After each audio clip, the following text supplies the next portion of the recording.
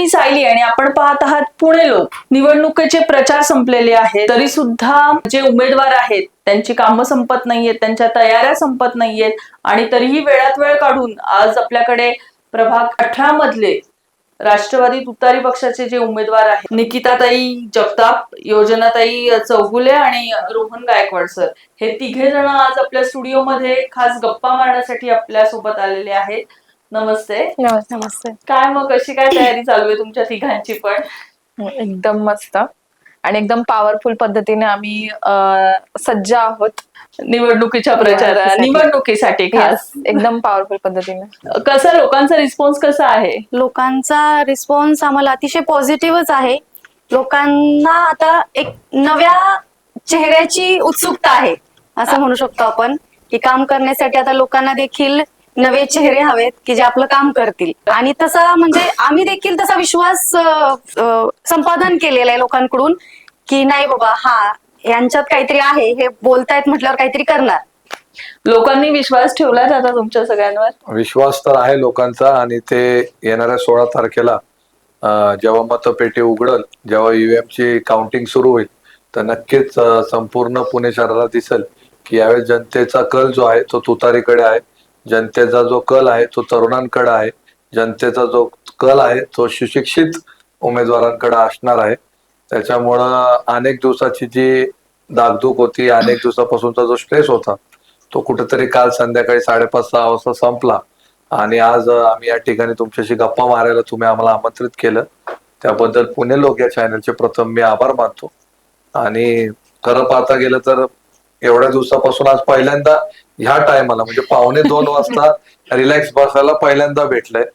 आणि रोज आम्ही 4 जण पळतोय, लोकांपर्यंत पोहोचण्याचा प्रयत्न करतोय आणि कुठंतरी त्याचं यश आणि कुठेतरी त्याचं फळ आम्हाला 16 तारखेला भेटत. नक्की.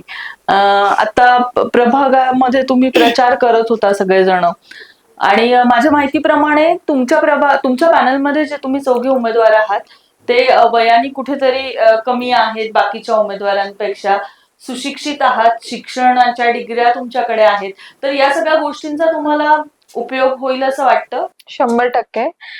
मला म्हणजे जेव्हा आम्ही प्रचाराला जात होतो तेव्हा लोकांना जेव्हा आम्ही सांगत होतो किंवा आमच्या फेसेस वरनं जेव्हा लोक आम्हाला विचारत होते की नक्की तुमचं म्हणजे तुम्ही जे आहे तुमचं, म्हणजे मी त्यांना अपील करत होते की एज फॅक्टर आणि एज्युकेशन ह्याच्यावरती तुम्ही जास्त भर देऊन मत देताना ते 2 फॅक्टर थोडेसे विचार करून करा. कारण माझ्या जे ऑपोजिट आहेत तर त्यांचं 65+ एज होऊन गेलेलं आहे. आणि दुसरी गोष्ट म्हणजे त्यांचं शिक्षण झालेलं नाहीये, म्हणजे कोणाचं 5वी झालंय, कोणाचं 9वी झालंय. मग जर अशी माणसं तुम्ही निवडून आणताय आणि वानवडीचा कधीच काही बदल झालेला नाहीये 15 वर्षामध्ये, तर मग जर तुम्ही आम्हाला चान्स दिला तर नक्कीच आम्ही वानवडीचा कायापालट केल्याशिवाय राहणार नाही. तर मग त्याच्यावरती लोकांचा फार छान रिस्पॉन्स होता आणि त्यांना असं वाटत होतं की कुठेतरी आम्ही ते करू शकतो. सो मला असं वाटतं की 100% ह्याचा जो एज फॅक्टर आणि एज्युकेशनचा आमच्यावरती खूप जास्त इफेक्ट पडलेला आहे. आणि लोकांनी पण म्हणजे मतदान करताना या 2 गोष्टी गृहीत धरूनच मतदान करावं असं मला वाटतं. कारण शिक्षण तर म्हणजे पुणे हे शिक्षणाचंच माहेरघर आहे आणि पुण्यामधली निवडणूक म्हटल्यावर शिक्षण पाहिजेच. आणि दुसरं म्हणजे जर कसं की नवीन जे असतात तर त्यांना कामाची पण तेवढी उत्सुकता असते. जे 15 वर्षापासून तेच तेच तेच तेच कामं नको आहेत, आपल्याला काहीतरी चेंज पण हवंय. आणि नव्या लोकांना तेवढी उत्सुकता असते कामाची, त्याच्यामुळे शिक्षण फॅक्टर आणि एज फॅक्टर दोन्हीही बघून लोक मतदान करतीलच असं आम्हाला वाटतंय. आमचं असं म्हणणं होतं की लोकांनी जेव्हा आम्ही एखादी गोष्ट आम्हाला जर मांडायची असेल तर आम्ही ती स्वतःहून आम्हाला ती मांडता आली पाहिजे. असं नाहीये की असं नाही व्हायला पाहिजे की त्यांच्या बाबतीत कसं आहे की जर त्यांना आपण एखादी गोष्ट सांगितली करायला, सिटिझन्सनी सांगितली, तर त्यांचं असं वाक्य असतं की हो दादा आला की सांगतो, हे आलं की सांगतो, पीए आला की सांगतो. तसं आमच्याकडे नाहीये. तुम्ही आमच्यासोबत डायरेक्टली 1 to 1 कॉन्टॅक्ट करू शकता आणि 100% आम्ही तुमच्या ज्या समस्या आहेत त्या आम्ही आमच्या लेवललाच त्या मिटवू शकतो. आमच्यामध्ये आणि तुमच्यामध्ये कुठलाही पीएसीए नसणार आहे. तुम्ही आता जसं म्हणालात की दादा आला की सांगतो किंवा भाऊ आलेत की सांगतो, हा काय प्रकार मला एक्झॅक्टली समजला नाही. म्हणजे आता त्यांची ती एजच नाहीये एजच नाहीये म्हटल्यावरती, जर समजा मला काही किंवा त्या शिकलेल्याच नाहीयेत, तर मग त्यांना ऑफकोर्स गोष्टींचा तितकं नॉलेजच नाहीये. जर ही गोष्ट मला पाहिजे असेल तर त्यांचा असा मुद्दा असतो की हो ठीक आहे, माझा मुलगा आला ना की मी त्याला हे करायला सांगते. तसं आमच्या बाबतीत नाही होणार आहे. आम्ही जे असेल तर आम्हाला तेवढं वी हॅव दॅट पोटेन्शियल की आम्ही ते तुमच्या समोरच जे काय आहे त्याचा निर्णय घेऊ शकतो. अच्छा, म्हणजे तुमच्यामध्ये कुठलीही फळी नसणार आहे. तुम्ही Exactly. स्वतः 1 to 1 फेस टू फेस सगळ्या समस्या त्यांच्या सॉल्व्ह करणार आहात. येस.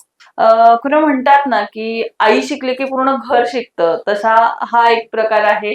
यांच्यामध्ये या ज्या लेडीज उभ्या आहेत या सुशिक्षित आहेत, आणि जर सुशिक्षित उमेदवारांना आपण मत दिलं तर नक्कीच आपल्या प्रभागाचा विकास तेवढा फोर्सफुली होऊ शकतो. कारण आईचं कामच असतं की आपल्या मुलांना घडवायचं, आपल्या मुलांना शिकवायचं, आपल्या मुलांना तेवढं सदृढ आणि सुज्ञान करायचं. त्या हिशोबानेच महिला वर्गाचा प्रभाग हे त्यांचं बाळ समजून त्या काम करत आहेत. माझा पुढचा प्रश्न असा आहे दादा, जेव्हा तुम्ही प्रचाराला फिरत होतात तर तेव्हा तुम्हाला असं एकदम फोर्सफुली काय वाटलं की बाबा आपण निवडून आलो तर पहिल्यांदा आपल्याला हेच काम करायचं आहे? तसं पाहिलं तर आमचा संपूर्ण प्रभाग, आणि संपूर्ण प्रभागातच नाही तर आज संपूर्ण पुणे शहराचा सर्वात महत्वाचा आणि जिव्हाळ्याचा प्रश्न, आणि जो आम्हाला वानवडीमध्ये पण किंवा NIBM, फातिमा नगर, सोपन बाग, उदय बाग, सेंट पॅट्रिक्स टाउन या संपूर्ण भागामध्ये जो भेट चालला किंवा प्रचाराच्या दरम्यान नागरिकांकडनं एकच तक्रार होती, ती म्हणजे ट्रॅफिकची समस्या अत्यंत भयंकर होत चालली. दिवसेंदिवस लोकांना ट्रॅफिकचा ताण होत राहिलेला आहे. आज आपल्याला कुठेही एखाद्या कार्यक्रमाला आपल्याला संध्याकाळी 7 वाजता पोहोचायचंय तर घरातनं 5 वाजता, 6 वाजता, 5:30 वाजता म्हणजे दीड 2-2 तास अगोदर वानवडीतनं आपल्याला निघावं लागतं म्हणजे घरातून, तेव्हा कुठं जाऊन आपण त्या कार्यक्रमाला पोहोचू शकतो. म्हणजे ट्रॅफिक ही सर्वात भयंकर समस्या जी आम्हाला प्रचाराच्या दरम्यान जाणवली गेली. मुख्य म्हणजे साळुंके विहारचा जो 1+ मॉल आहे त्या चौकात होणारा जाम संध्याकाळच्या वेळेला, त्याच्यानंतर ABC फार्म जो चौक आहे त्या चौकात होणारा चक्का जाम, त्याच्यानंतर कोटक महिंद्रा बँक आहे आमच्या इथं लोणकर गार्डन पासून खाली आल्यावर तर त्या चौकात होणारा जाम, NIBMच्या चौकात होणारा जाम, त्याच्यानंतर इथं महाजेजी शिंदे त्या चौकात होणारा जाम, जांभूळकर चौकात होणारा जाम, फातिमा नगर चौकात, हे सगळे प्रामुख्याने मुख्य चौक जे आहे ते संध्याकाळच्या वेळेला अत्यंत चक्का जाम असतो आणि माणूस रस्ता क्रॉसही करू शकत नाही. तर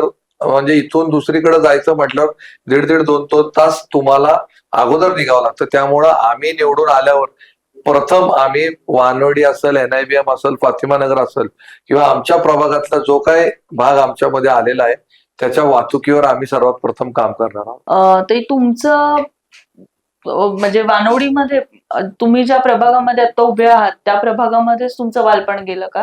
हो, माझं बालपण तिथेच गेलेलं आहे. मी ऍक्च्युअल मध्ये माझे आजोबा हे पोलीस असल्या कारणाने मी SRPF मध्ये राहिला होते. त्याच्यानंतर मी आझादनगरमध्ये म्हणजे जवळच शिफ्ट झाले. त्याच येस, त्याच प्रभागामध्ये. प्रभागामध्ये. मग तुम्हाला आज कसं वाटतंय की जिथे तुम्ही लहानाचं मोठं झालात तिथेच तुम्हाला प्रचार करायची संधी मिळते, तिथेच जनतेची सेवा करायची संधी मिळत आहे?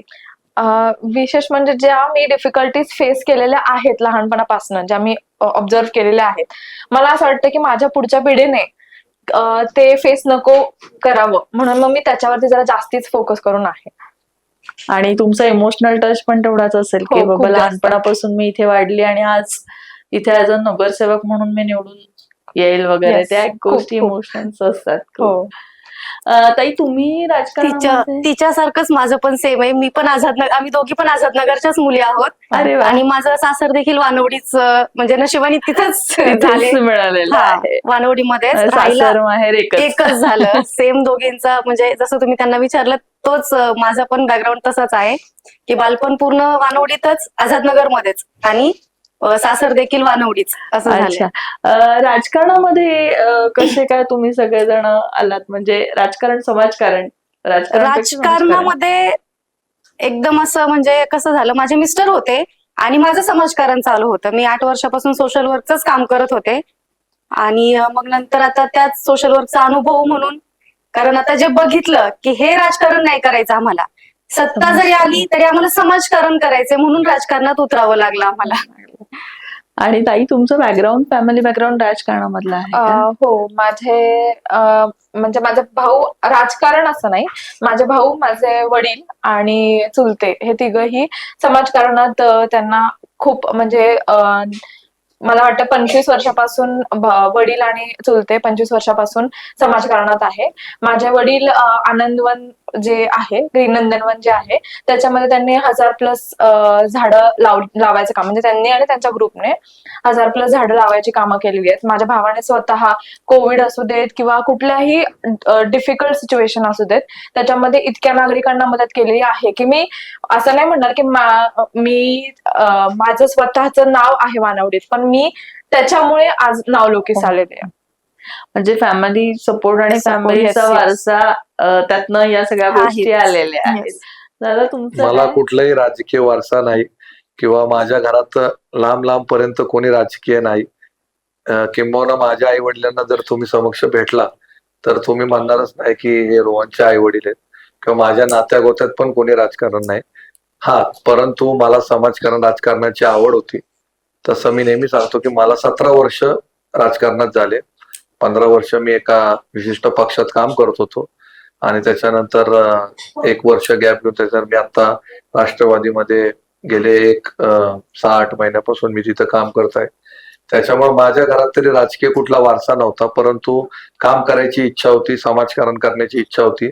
त्यामुळे 80% समाजकारण केलं, 20% राजकारण केलं. नेहमी कुठेही जातो, लोक विचारतात, प्रोफेशन विचारतात अनेक ठिकाणी, कुठं कुठं लिहावं लागतं बायोडेटामध्ये. तसं तर वेळ नाही आली, परंतु जेव्हा केव्हा लिहावं लागलं तर तेव्हा मी अभिमानाने लिहितो. कोणी डॉक्टर आहे, कोणी इंजिनियर आहे, कोणी काय. मी स्पष्ट लिहितो, आय एम अ पॉलिटिशियन. आणि त्या पॉलिटिशियन मध्ये मी 80% समाजकारण केलं, 20% राजकारण केलं. परंतु एक कार्यकर्ता म्हणून माझा संपूर्ण प्रवास होता. कारण मी शून्यातून सुरू केलं आणि कुठलेही राजकीय पार्श्वभूमी नसताना सुरू करणं हे अत्यंत कठीण होतं. परंतु परमेश्वराच्या कृपेने आणि जनतेच्या साथीमुळे मी आज 17 वर्षाचा प्रवास करून इथपर्यंत पोहोचलो आणि येणारी महानगरपालिका निवडणूक ही पहिल्यांदाच लढतोय. त्याच्यामुळे तुम्ही आता बघत असाल, पुणे शहरामध्ये असेल किंवा आमच्या प्रभागामध्ये असेल, जिथं तिथं टीकेचं राजकारण चालू आहे. जिथं तिथं आता आपण फेसबुक पोस्ट पाहिल्या, फेसबुक लाईव्ह पाहिले, रील्स पाहिले, तिथं प्रत्येक जण एक दुसऱ्यावर टीका करतोय की ह्यांनी हे केलं, त्यांनी ते केलं. कोण कुणा विरुद्ध रात्रीच्या जाऊन अंधारात पॅम्पलेट वाटतंय, कोण कोणावर अश्लील भाषेमध्ये बोलतोय, कोण कोणतं माईकवरच शिवीगाळ करतोय. आणि याच्यात लोकप्रतिनिधी पण आहेत. परंतु आम्ही जे तिघं आहोत किंवा आम्ही चौघं जे आहोत, मला तरी बेसिकली असेल, निकिता मॅडम असेल, योजना मॅडम असेल, दिलीप भाऊ असतील, आम्हाला सर्वांना विकासाचं राजकारण करायचं आणि त्यामुळं आम्ही ही निवडणूक लढत आहोत. कुठंही आम्ही आतापर्यंत, तुम्ही जर आमचा संपूर्ण प्रचार पाहिला असेल किंवा संपूर्ण हा 15-20 दिवसाचा प्रवास पाहिला असेल, आम्ही कधी कुणावर टीका केली नाही किंवा कुठेही खालची पातळीवर जाऊन कुणावर टीका केली नाही किंवा आमचे प्रिन्सिपल, आमचे एथिक्स कधी आम्ही सोडले नाही. ठीक आहे, राजकारणात वैचारिक मतभेद नक्कीच असावे, कारण प्रत्येकाचे विचार वेगळे असतात, परंतु मनभेद नसावे किंवा खालच्या पातळीवर जाऊन वैयक्तिक टीका नसावी, कमरेखालची टीका नसावी. आता जर तुम्ही वानडीतही पाहिलं तर प्रत्येक जण कमरेखालच्या टीका करतोय. कोणी कुणाला बिनधास्त माईकवर शिव्या देतोय, कोणी कुणा विरुद्ध रात्रीचे पॅम्पलेट वाटतोय, कोणी कुणाचे फॅमिली मॅटर काढून ते राजकारणात आणून त्याला कसं तो कमी आणि मी कसा मोठा आहे, हे सगळे प्रकार चालू. हे माझ्या दृष्टिकोनाने आणि आमच्या संपूर्ण पॅनलच्या दृष्टिकोनाने हे चुकीचं आहे. आणि आम्ही चौघांनी निवडणुकीच्या पहिल्या दिवसापासून ठरवलं की वैयक्तिक टीका करायची नाही, वैयक्तिक खालच्या पातळीवर जाऊन कुणाविषयी बोलायचं नाही. आणि त्यामुळे विकासाच्या राजकारणासाठी आम्ही इथं आलो. आम्ही हे ठामपणे सांगू की आम्ही काय करणार आहोत, डेव्हलपमेंट विषय काय करणार आहोत.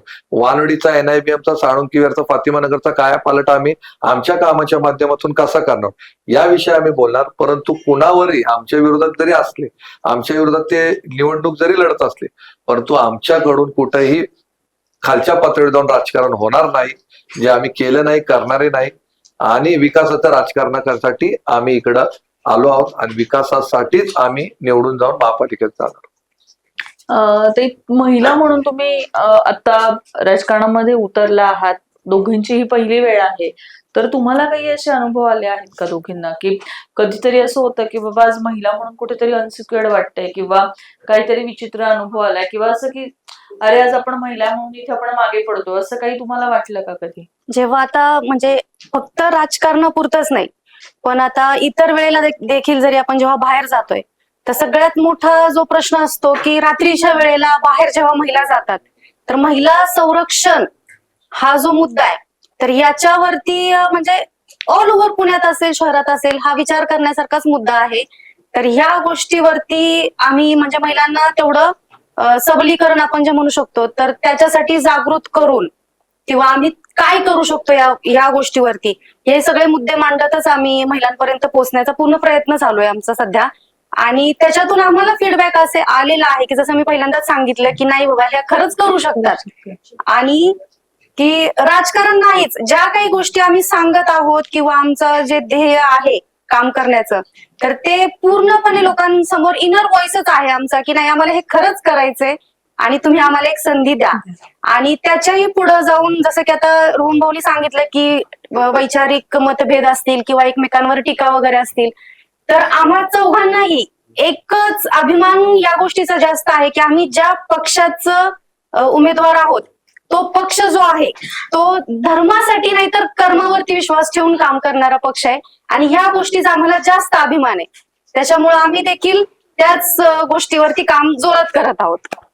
आणि माझं म्हणायला गेलं तर मी एक प्राऊडली एक गोष्ट सांगू शकते की माझ्या घरच्यांनी, माझ्या भावाने किंवा वडिलांनी, चुलत्यांनी कधीच आम्हाला मुलगी म्हणून जगवण्यापेक्षा त्यांनी एक म्हणजे एक बिनधास्त मुलगी कशी जगता येईल आणि कसं तू लोकांपुढे, त्यांचं फक्त एवढंच मत होतं की तू जा आम्ही आहोत, तू जा आम्ही आहोत. तर मला तीच जी गोष्ट माझ्या घरात आहे, तर तीच गोष्ट मला सगळ्यांकडे म्हणजे माझ्या प्रभागात तरी अशीच गोष्ट घडवायची आहे की एका स्त्रीला जेव्हा ती रात्री फिरतीये ना, तर ती बिनधास्त फिरू शकते, एवढी तिची सेफ्टी इम्पॉर्टंट आहे. जे आपण सेल्फ डिफेन्स नावाची गोष्ट आहे, तर आता जे आपण बघतोय की भारतामध्ये ज्या गोष्टी घडतायत, सेल्फ डिफेन्स नाही कोणाकडे तितकं क्षमता नाही राहिलेली आहे फिमेल्स मध्ये की स्वतःचा डिफेन्स करू शकत नाही. तर अशा ज्या गोष्टी आहेत, तर मला वाटतं मी प्रभागामध्ये सेल्फ डिफेन्स च्या ज्या हे आहेत क्लासेस, सेल्फ डिफेन्सचे जे वर्ग चालू Yes. असतात ते तर त्या सगळ्या गोष्टी मला असं वाटतंय की मी इकडे आणाव्यात. त्या अशा नाही आहेत की फक्त लेडीज साठीच, पण प्रत्येकासाठीच. आता तुम्ही बघताय की nobody safe your as a human. तर मग त्याच्यासाठी मला असं वाटतंय की सेल्फ डिफेन्सच्या ज्या गोष्टी आहेत त्या सगळ्या करायचा आमचा एक निर्धार आहे. खूप छान दादा. आणि तुमच्या पुढे डेव्हलपमेंटच्या कन्सेप्ट मध्ये तुम्ही युवक वर्गांसाठी तुमचं पॅनल कसं काम करणार आहे? वानडीमध्ये तसं पाहायला गेलं तर बरेचशा अशा गोष्टी आहेत किंवा बरेचशा असे प्रोजेक्ट आहेत जे काही लोकांनी म्हणजे मागच्या लोकांनी सुरू केले, पण ते पूर्ण त्यांना करता आले नाही. आणि फक्त युवकांसाठीच नाही तर बऱ्याच अशा गोष्टी आहेत की ज्या वानडीमध्ये व्हायला पाहिजे होत्या पण ते झाल्या नाही. विशेष करून वानडी जनरल हॉस्पिटल जे धूळ खात पडलेलं आहे, संविधान चौकातल्या झेंड्याचा प्रश्न आहे. युवकांसाठी जर तुम्ही पाहायला गेलं किंवा तरुणांसाठी पाहायला गेलं तर आज तरुणांसाठी सगळे वानडमध्ये जर पाहायला गेलं तर बेरोजगार तरुणांची संख्या वाढत राहिलेली आहे. आज तरुणांकडनं जॉब नाहीये, तरुणांकडे रोजगार नाहीये. त्याच्यासाठी कुठंतरी आमचा संपूर्ण पॅनल हा रोजगारावर निश्चितपणे काम करेल. अनेक अशा छोट्या मोठ्या कंपनी वानडीमध्ये पण आहेत. अनेक वेळा काय होतं, आपल्या तरुणांना कुठंतरी नोकरी भेटते पण ती नोकरी खूप लांब असते आणि त्याच्यामुळे त्यांना तिथं जाण्या येण्याचा जो त्रास होतो किंवा जे पैसे लागतात, पगार कमी असतो. त्यामुळे कुठंतरी आमच्या वानडीमध्ये पण असे अनेक कंपनीज आहेत, अनेक IT सेक्टर आहेत, अनेक कॉल सेंटर झालेले आहेत, अनेक दुसऱ्या छोट्या मोठ्या कंपनीज आहेत जिथं युवकांसाठी विशेष करून रोजगारावर आमचं संपूर्ण पॅनल काम करत आणि स्थानिक पातळीवर आपल्या स्थानिक युवकांना कसा रोजगार भेटेल, कसं त्याच्या घरात रोजगार येऊन 2 पैसे येतील याचा आम्ही पूर्ण काळजी करून काम करू. आणि जसं की आता दादांनी तर सांगितलं सगळं युवकांचं, आणि आम्ही स्वतः की एक तुम्ही मतदान करताना सुशिक्षितांनाच करा हा जो आम्ही आवाज उठवत आहे, तर नक्कीच आम्ही युवकांसाठी वेगवेगळे प्रशिक्षण केंद्र असतील, आणि सगळ्यात महत्वाचं म्हणजे माझी स्वतःची एक खूप मोठं म्हणजे एम आहे की वानवडीमध्ये मी लायब्ररी, डिजिटल लायब्ररी सुरू करणार. हे म्हणजे माझं स्वप्नच आहे. कारण वानवडी हा जर तुम्ही सांगतात आर्थिक दृष्ट्या सक्षम आहे, सुशिक्षित आहे, मग सुशिक्षित आहे तर तुम्ही तसा उमेदवार देखील सुशिक्षित निवडा जो की खरंच आपल्या मुलांचं भविष्य घडवू शकतो. बरोबर. मला माझा पुढचा प्रश्न असा आहे, तुमचं पॅनल जर आज निवडून आलं तर प्रत्येकाने 2-2 कामं सांगा की बाबा सुरुवातीला तुम्ही मोठी 2 कामं कोणती कोणती घ्याल. जसं की आता मी सांगितलं, मोठी कामं निवडून आल्यानंतर जी रखडलेली आहेत ती तर पहिली सुरू करायची. पहिला मुद्दा ट्रॅफिकचा आहे. ट्रॅफिकचा अतिशय मोठा म्हणजे आमच्या प्रभागामध्ये समस्या आहे, तर त्याच्यासाठी जे पर्यायी रस्ते आहेत ते सुरू करणार आपण. आणि जे अंतर्गत रस्ते आहेत त्याची खूप दुरावस्था आहे, ते देखील दुरुस्त करून तिथली पण वाहतूक आपण सुरळीत करणार. आणि आता सांगितल्याप्रमाणे लायब्ररी हे मी करणारच आहे. आणि युवकांसाठी प्रशिक्षण केंद्र असतील, ज्येष्ठांसाठी विरंगुळे केंद्र असतील, जिथं बाबा आता वानवडीमध्ये जर तुम्ही कधी सर्वे केला तर महाराष्ट्र बँक केदारी गार्डनच्या तिथं एकदम 20 ते 25 ज्येष्ठ नागरिक असेच म्हणजे बसलेले असतात, नॉर्मल टेबल असतात, उभे असतात. सांस्कृतिक भवनच्या शेजारी देखील असतील. तर ज्येष्ठ नागरिकांसाठी आपण विरंगुळा केंद्र सुरू करणार आहोत. प्लॅन तसे खूप आहेत, करायला गेलं तर खूप कमी, आम्हाला वेळ कदाचित 5 वर्ष कमी पडतील असे आमचे म्हणजे प्लॅन आहेत किंवा नियोजन आहे. आणि ह्याच्या सोबतच म्हणजे जे आमचं आहेत प्लॅन त्याच्यासोबतच नागरिकांच्या पण समस्या ह्याच्यापेक्षा जास्त येत राहणार आणि त्या नक्कीच आम्ही सोडवणार. आणि ह्याच्यामध्ये सहभागी निर्णय याच्यावरती लक्ष केंद्रित करून आम्ही काम करणार, की फक्त आम्ही निवडून आलोय म्हणून आम्हीच आमचाच विचार मांडणार आणि आम्ही आमचंच काम करणार असं नाही. नागरिकांचा देखील त्याच्यात सहभाग घेऊनच आम्ही कोणत्याही निर्णयावरती अंमलबजावणी करणार.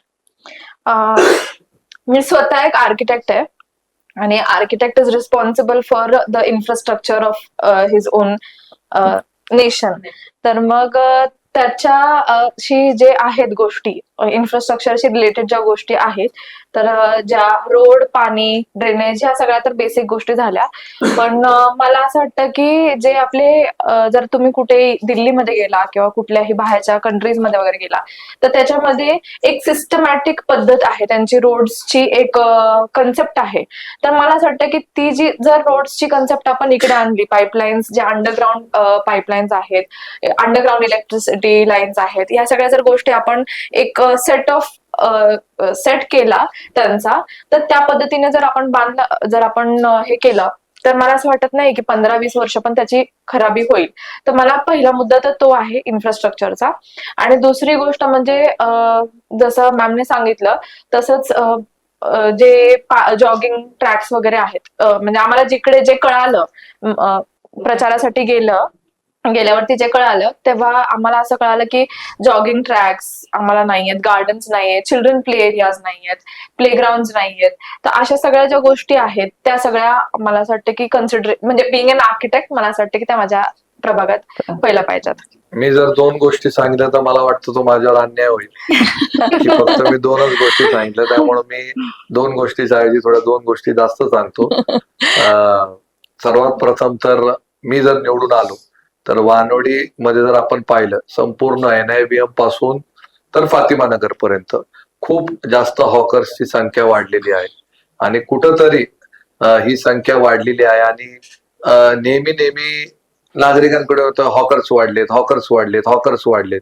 परंतु ठीक आहे, मला कुठेतरी वाटतं एखाद्याचं पोटासाठी तो रस्त्यावर येऊन व्यवसाय करतोय, परंतु ठीक आहे त्याच्यामुळे वाहतुकीला अडचण होत असेल किंवा तिथला परिसर कदाचित घाण होत असेल, म्हणून ह्या सगळ्यांसाठी कुठंतरी अधिकृत त्यांना एक मार्केट उपलब्ध करून देणं, जेणेकरून हे हॉकर्स त्या ठिकाणी रिहॅब करून त्या ठिकाणी त्या मार्केटमध्ये ते त्यांचा व्यवसाय करू शकतील. त्या ठिकाणी जे आपल्यासारखे नागरिक त्या भागामध्ये राहतात त्या नागरिकांनी त्या मार्केटमध्ये जाऊन भव्य दिव्य मार्केट असते, मग ते 1-2 मॉल टाईप असलं तरी चालेल, परंतु रस्त्यावरती जो व्यवसाय करतो त्याला कुठेतरी त्याच्या व्यवसायाला लिगलाइज करून त्याला ते मार्केट उपलब्ध करून द्यायचं, जेणेकरून रस्त्यावरती कुठलाही हॉकर थांबणार नाही. पण त्या हॉकरवर देखील तो जो पोटासाठी रस्त्यावर आलाय त्याच्यावरही अन्याय होणार नाही, त्याला लिगल लायसन्स भेटल आणि तो हॉकर जो आहे त्या मार्केटमध्ये त्याचा स्वतःचा व्यवसाय करल आणि त्या व्यवसायाच्या माध्यमातून त्याचं पोटही भरलं जाईल आणि नागरिकांचाही त्रास कमी होईल की रस्त्याची वाहतूक सुरळीत होऊन जाईल. म्हणजे यांनी दोन गोष्टी होतील, एक तर रस्त्यावरचे जे हॉकरचे त्यांना मार्केट भेटेल, त्यांचा रोजगाराचा प्रश्न मिटेल, आणि दुसरी गोष्ट आपली जी वाहतूक आहे किंवा जे रस्ते आहेत ते स्वच्छ राहतील आणि जे काही ट्रॅफिक जॅम होते ते होणार नाही. हा नंबर 1चा मुद्दा. नंबर 2चा मुद्दा, निश्चितपणे वाहतुकीसाठी कुठेतरी पर्यायी रस्ते खुले झाले पाहिजे, उड्डाणपूल झाले पाहिजे, मेट्रोसाठी काहीतरी प्रोव्हिजन झालं पाहिजे. तिसरी गोष्ट जी आहे ती, आपल्या वानवडीमध्ये अनेक असे रिझर्व प्लॉट आहे ज्या ठिकाणी गार्डन रिझर्वेशन आहेत, ज्या ठिकाणी प्लेग्राऊंड रिझर्वेशन आहे. तो कुठंतरी तरुणांसाठी स्पोर्ट्स कॉम्प्लेक्स उभारणे, प्लेग्राऊंड उभारणे, जेणेकरून येणारी जी पिढी आहे त्या पिढीसाठी कुठंतरी आपला देश हा खेळामध्ये पुढे गेला पाहिजे. त्यामुळं ह्या 2-3 गोष्टी आहेत की ज्याच्यावर मी फोकस करेल आणि निवडून आलो तर निश्चितपणे त्याच्यावर काम करेल. खूप छान. म्हणजे तुमचे विजन सगळे क्लिअर आहेत, तुमची कामं सगळी क्लिअर आहेत की बाबा या 5 वर्षामध्ये मला या सगळ्या गोष्टी करायच्या आहेत आणि कुठेतरी शिक्षण असल्याचा या गोष्टीचा फायदा मिळतो. म्हणजे आणि या सगळ्या गोष्टी, शिक्षण ही तुम्हाला मिळालेली एक जोड आहे या विकास कामांना करण्यासाठी. एक आपण छोटासा रॅपिड फायर गेम खेळूयात. मला फक्त एका शब्दात उत्तर द्यायची आहेत तुम्ही. राजकारणामध्ये आणि समाजकारण नाही, राजकारणामध्ये आंदोलन महत्वाचं आहे का? 100%. 100%. त्याशिवाय कामच होणार. होत नाही. Exactly. आंदोलन आणि तुमचं नाव असं खूप जोडलं गेलंय सर, त्याचं काय नेमकं कारण काय? मी अगोदर ज्या पक्षात होतो त्या पक्षामध्ये आंदोलनामुळेच अनेक कामं मी नागरिकांसाठी करू शकलो आणि त्याच्यामुळं 15-17 वर्ष जो मी प्रवास केला तो आंदोलनामुळेच मी घडलो. आणि कुठेतरी मला वाटतं प्रशासन कधी कधी त्यांना निवेदनाची भाषा कळत नाही किंवा हात जोडल्याची भाषा कळत नाही, त्यामुळे आंदोलन करावं लागतात. आणि ही आंदोलनं निश्चितपणे चांगल्या कामासाठी आहेत, ही आंदोलनं नागरिकांच्या हितासाठी आहेत, ही आंदोलनं डेव्हलपमेंटसाठी आहे. आणि त्यामुळं आंदोलन हे 100% महत्वाची आहे. आणि येणाऱ्या काळात जरी मी नगरसेवक झालो तरी देखील आंदोलन हे रोहन गायकवाडच्या नावापासून कधी दूर जाणार नाही. नागरिकांच्या हक्कासाठी आणि प्रभागाच्या विकासासाठी निश्चितपणे आंदोलन सुरू राहते. ताई, माझा तुम्हाला प्रश्न असा आहे की आजकाल तरुणांची जी कन्सेप्ट झालेली आहे की राजकारण खूप घाण आहे, त्याच्यावर काय, हो किंवा नाही? 100% मी म्हणेल नगरसेवक हा समाजकारणासाठी असतो, पण ह्यांनी इकडे इतकं गलिच्छ राजकारण केलंय. त्याच्यामुळे आम्ही पण जेव्हा प्रचाराला गेलो ना तर काही लोक, सुशिक्षित लोकच होती जी म्हटले की आम्हाला हे वोट करायची इच्छाही नाहीये. ज्या पद्धतीचं आमच्या वॉर्डमध्ये राजकारण सुरू आहे तर त्या पद्धतीने त्यांचं असं म्हणणं होतं की असलं असण्यापेक्षा आम्ही वोट न करता किंवा नोटा दाबणं जास्ती महत्वाचं असं वाटतं त्यांना. पण मग तुम्ही हे चित्र बदलाल का? 100% मी तेच सांगते ना, सुशिक्षित असणं म्हणजेच चित्र बदलणं असं मला तरी वाटतंय. की हे जे आहेत ज्यांना म्हणजे खरंच म्हणजे त्यांना माहितीच नाहीये नक्की आपल्याला करायचं काय, विजनच नाहीये त्यांच्याकडे, मग ते जर बदलणारच नाहीये सोसायटीला तर मग लोकांचं ऑब्व्हियस आहे की ते म्हणजे ते जे त्यांचं जे रिॲक्शन राजकारण आहे डागळलेलं आहे ते Exactly. कुठेतरी तुम्ही, म्हणजे सुशिक्षित उमेदवार असल्यावर कुठेतरी राजकारण हे जे गलिच्छ झालेलं आहे किंवा जे डाकळलेलं आहे हे कुठेतरी पुसलं जाईल काही प्रमाणात जर तुमच्यासारखे युवक आणि उमेदवार मे बी मिळाले तर. मला असं वाटतं की लोकांनी मला एक उदाहरण म्हणून आज मी जर जिंकले, नगरसेवक म्हणून आले तर प्रत्येक स्त्री ही एक स्वप्न पाहायला सुरू करेल की हो, ही जर करू शकते तर मी का नाही. म्हणून मग पुढच्या वेळेस मला असं वाटतंय की प्रत्येक महिला रस्त्यावरती उतरेल की हो बाबा, ही करू शकते तर मग मी का नाही. आणि एवढ्या कमी वयात करणं इट्स नॉट जोक. एक्झॅक्टली. ताई, माझा पुढचा प्रश्न असा आहे, जेव्हा तुम्ही या सगळ्या प्रचारामध्ये फिरत होता किंवा जे तुमचे विजन्स आहेत तर तुमचं विकास मॉडेल नेमकं कशावर असेल? रस्ता, शिक्षण, आरोग्य की रोजगार? आपण विचारलेला प्रश्न पण अगदी म्हणजे बरोबरच आहे की तुम्ही नक्की काम काय करणार किंवा कोणतं विजन.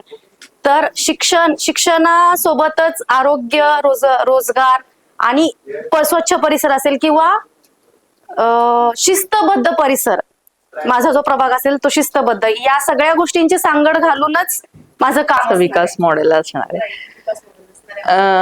खूप छान. एक जाता जाता जनतेला संदेश द्यायचा असेल तर काय द्याल? माझ्या इथे म्हणजे सगळं जो परिसर म्हणजे माझा जो वॉर्ड बघितला प्रभाग, तर त्याच्यामध्ये जे आहेत ते सगळे जास्ती करून मला वाटतं की युवा पिढी जास्त आहे. पण युवा पिढीला मला असं सांगायचंय की त्यांची एनर्जी जी आहे खूप चुकीच्या पद्धतीने डायव्हर्ट झालेली आहे. कोणी कुठे मला मला जे जे माझे फ्रेंड्स आहेत किंवा माझे जे एजचे आहेत, तर त्यांची एनर्जी आहे ती खूप चुकीच्या ठिकाणी वाया चाललेली आहे. कोणी कुठल्या राजकारणाच्या मागे फिरतय, कोणी कुठे हिडन कॉर्नर्स आहे तिकडे सिगरेट फुकत बसलेला आहे, कोणी म्हणजे त्यांची जी गुन्हेगारी, एनर्जी drugs. आहे ती मला असं वाटतंय की एक युथ म्हणून तुम्ही इतके पुढे जायला पाहिजे आणि आपल्या इंडियाला इतकं पुढे नेऊ शकतात. त्यांच्यात ते टॅलेंट पण आहे, पण हे टॅलेंट मला वाटतंय की कुठेतरी चुकीच्या दिशेने युटिलाइज झालेलं आहे. तर मला फक्त एवढंच सांगायचं त्यांना, मी एक युथ आहे म्हणून, की तुम्ही तुमचं जे तुम्ही तुमची जी एनर्जी आहे ती 100% एका चांगल्या ठिकाणी वापरा. बिझनेस आणि जे युथ एम्पॉवरमेंट नावाचे जो शब्द आपण सारखा सारखा आम्ही वापरतोय त्याचा कुठेतरी विचार करावा आणि तोच विचार माझ्या बाबतीतही मत देताना करावा, असं मला तरी वाटतं. तुम्ही काय सांगाल? माझं विजन म्हणण्यापेक्षा मी सांगेन की माझं वानवडीसाठी मिशनच असणार आहे प्रत्येक कामाचं. जसं की आम्ही स्वतः सांगतोय की शिक्षणाचा मुद्दा असेल किंवा वयाचा मुद्दा हा जो घेऊन आम्ही मतदानासाठी आवाहन करतोय, तर नक्कीच त्या गोष्टीवरती आम्ही युवकांसाठी असेल, जसं की नक्कीताईंनी सांगितलं की तुमची एनर्जी तुम्ही कुठल्याही चुकीच्या कामांमध्ये वेस्ट न करता जे आपल्यासाठी योग्य आहे, आपल्या फॅमिलीसाठी ज्या गोष्टी बरोबर आहेत, योग्य आहेत, अशा गोष्टींवरतीच आपण काम करून फोकस करून मतदान करताना देखील आपण या गोष्टी गृहीत धरून मतदान करावं. दादा तुम्ही काय सांगाल? 5 वर्षात जर वानवडीच्या जनतेला विकास हवा असेल, 5 वर्षात तुम्हाला काम की बात हवी असेल, तर निश्चितपणे आपल्याला चौघांकडून आमच्याकडून येणाऱ्या काळामध्ये फक्त काम काम आणि कामच दिसेल. आणि जो मागं ज्या काही गोष्टी घडलेल्या आहेत त्या कुठेतरी पुसून काढून आम्ही भविष्यात फक्त वानवडीचा विकास, वानवडीच्या नागरिकांसाठी सेवा, वानवडीच्या नागरिकांनी सजेस्ट केलेलं काम आमच्या माध्यमातून घडेल. बोला ना. एक मला छोटस गोष्ट सांगायची आहे. आता तुम्ही बघताय की शेवटचे 2-3च दिवस, म्हणजे एकच दिवस राहिला, आज शेवटचा दिवस आहे, तर भरपूर काही गोष्टी होणार आहेत आणि भरपूर गोष्टी म्हणजे लोक भरपूर गोष्टींना तुम्हाला एक आमिष दाखवायचा प्रयत्न करतील. तर मला फक्त तुम्हाला एवढंच सांगायचं, आज तुम्ही त्या आमिषाला बळी पडताल, पण उद्या तुमचे जर प्रॉब्लेम असतील तर तुम्ही त्यांच्या दारी 100% जाऊ शकणार नाही. आज तुम्ही एक साडी घेताल, उद्या तुम्ही त्या माणसाच्या समोर जाताना 100 वेळा तुम्हाला विचार करायला लागेल. त्यामुळे मला असं वाटतंय की इन्स्टेड ऑफ दॅट की तुम्ही त्या गोष्टींना बळी पडण्यापेक्षा एक स्वाभिमाना पायी का होईना तुम्ही वोट विचार करूनच द्यावा, असं मला वाटतं. म्हणजे थोडक्यात की निवडणुकीच्या आदल्या दिवशी जर तुम्ही तुमचं मत विकलं तर पुढचे 5 वर्ष तुम्ही तुमचं मत मांडू शकत नाही. तर हे आमचं आव्हान नक्कीच असणार आहे लोकांसाठी की कोणत्याही आमिषांना, जसं की सांगितलं, बळी न पडता योग्य तोच उमेदवार आपण निवडून द्यावा. पाठीमागच्या म्हणजे झालेल्या निवडणुकांचा अनुभव घेऊन तुम्ही आम्हाला एक संधी द्यावी. दादा तुम्ही जाता आता उद्या मतदान आहे, तर जनतेला काय संदेश द्याल? प्रामुख्याने जर आपण विचार केला तर यावेळेस 9 वर्षानंतर निवडणुका होतात आहे आणि सगळ्या मतदारांमध्ये एक संभ्रम निर्माण झालेला आहे. तो म्हणजे मतदान, ती प्रक्रिया एवढी कन्फ्युजन झाली किंवा ती प्रक्रिया सोपी आहे, परंतु त्याला काही राजकीय पक्षांकडून किंवा काही कार्यकर्त्यांकडून कन्फ्युज करण्यात आले मतदारांना. आपल्या सर्वांना ठाऊक आहे की यावेळेस आपल्या सर्वांना 4 मतं द्यायची आहेत आणि संपूर्ण काही ठिकाणी, आता आमच्या प्रभागात जर 18 नंबर मध्ये पाहिलं तर त्या ठिकाणी 2 मशीन आहेत आणि 2 मशीन मध्ये 4 भाग करण्यात आलेले. पहिल्या मशीनवर अ कॅटेगरी आणि ब कॅटेगरी, दुसऱ्या मशीनवर क कॅटेगरी आणि ड कॅटेगरी, अशा 4 पार्ट मध्ये ह्या 2 मशीन डिवाइड करण्यात आलेल्या आहेत. आणि आपल्या सर्वांना माहिती, मी मतदारांना ही माहिती देऊ इच्छितो की दोन्ही मशीनवर आपल्याला संपूर्ण 4 मतदान करायचे. अ मध्ये 1 मत द्यायचंय, ब मध्ये आपल्याला 1 मत द्यायचंय, क मध्ये आपल्याला 1 मत द्यायचंय आणि ड मध्ये 1 मत द्यायचंय. जर आपण हे 4 मतांमध्ये एकही मत कमी दिलं तर कुठेतरी संपूर्ण ही प्रक्रिया जी पूर्ण होणार नाही आणि तुमचा संपूर्ण हा जो प्रोसेस आहे हा बाद ठरला जाईल किंवा तुमचं मत गृहीत धरलं जाणार नाही. त्यामुळं मतदारांना माझी नम्रतेची विनंती आहे की ज्या वेळेला आपण मतदान केंद्रामध्ये जाल तर संयमाने मतदान करा, शांतीने मतदान करा. चारी म्हणजे दोन्ही मशीन प्रभाग क्रमांक 18 मध्ये अ मध्ये तुमचं एक मत नोंदवा, ब मध्ये तुमचं एक मत नोंदवा, क मध्ये तुमचं एक मत नोंदवा आणि ड मध्ये तुमचं एक मत नोंदवा. ह्या संपूर्ण प्रोसेसमध्ये जर तुम्हाला वाटलं की एखाद्या कॅटेगरीमध्ये जर मला एखादा उमेदवार नाही आवडत आहे किंवा एखाद्या उमेदवाराला मला मत नाही द्यायचंय, तर अशा परिस्थितीमध्ये तुम्ही तिथं सोडून देऊ नका. त्या ठिकाणी तुम्ही तुमचा आवडता जो कोणी उमेदवार असेल त्याला मतदान द्या. जर तुम्हाला एकही उमेदवार आवडलेला नसेल तर त्या ठिकाणी नोटाचं बटन आहे ते दाबा. परंतु ही संपूर्ण जी प्रक्रिया आहे 4 मतदान करण्याची, ही संपूर्ण प्रक्रिया पूर्ण करा. ही प्रक्रिया पूर्ण केल्यानंतरच तुमचं मत गृहीत धरलं जाईल. म्हणून माझं सर्व मतदारांना आव्हान आहे की तुम्ही अ ब क ड या 4 कॅटेगरीमध्ये मतदान करा. मी मतदारांना आवाहन करू इच्छितो की तुम्ही 100% मतदान करा. घराच्या बाहेर पडा. सुशिक्षित, तरुण आणि विजन असणाऱ्या उमेदवारांना मतदान करा. मतदान करताना 4 मतं अ ब क ड मध्ये द्या. कुठलंही एक मत राहू देऊ नका, नाहीतर संपूर्ण प्रक्रिया ही बाद ठरली जाईल. मतदान 4 मतं तुम्ही नोंदवल्यानंतर जे बीप वाजतं ते बीप वाजल्यानंतर तुमची मतदान प्रक्रिया पूर्ण झालेली आहे ही त्याचं चिन्ह असेल. त्याच्यामुळं 4 कॅटेगरीमध्ये अ मध्ये, ब मध्ये, क मध्ये, ड मध्ये 4 कॅटेगरीमध्ये तुम्ही तुमचं मत नोंदवा आणि सुशिक्षित आणि तरुण आणि विजन असलेले उमेदवार हे येणाऱ्या महानगरपालिकेमध्ये तुम्ही पाठवावे अशी मी आपल्या सर्वांना पुणे लोक या चॅनलच्या माध्यमातून नम्रतेची विनंती करतो. धन्यवाद. खूप छान. बघत आहात तुम्ही सुशिक्षित असल्याचा काय फायदा होतो.